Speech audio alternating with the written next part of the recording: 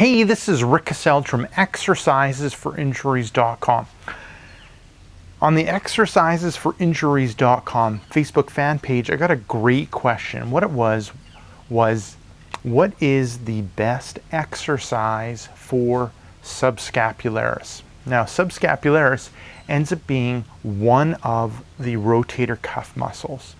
And it's a little different than the other rotator cuff muscles is, as opposed to rotating the shoulder out, external rotation, subscapularis ends up internally rotating the arm inwards or internally rotating it.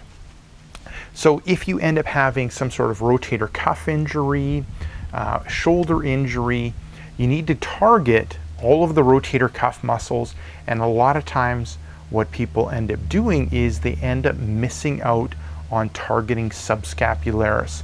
So they might target the other rotator cuff muscles, and those might be getting better, but they've ignored the subscapularis muscle, and that slows down the recovery of your injury to the rotator cuff muscles, and also increases the risk of injury, re-injury when it comes to the rotator cuff muscle.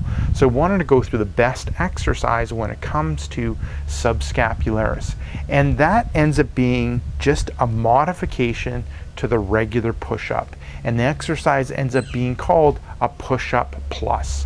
So how it works is you end up getting into the push-up position. You can go from your feet or you can go from your knees.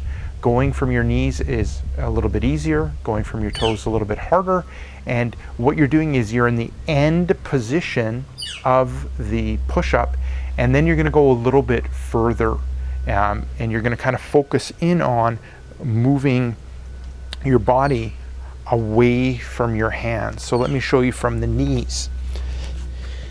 So I've got the hands underneath the shoulders, I got the knees.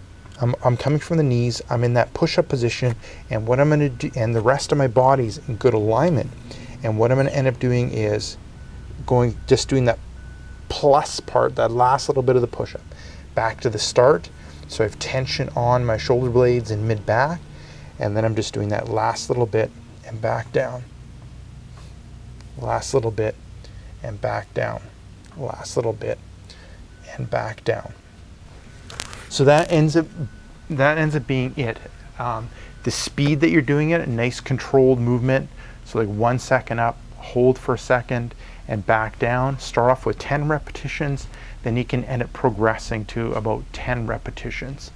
Start off with the knees until you get the idea of how to do the movement, and then you can end up progressing from the toes.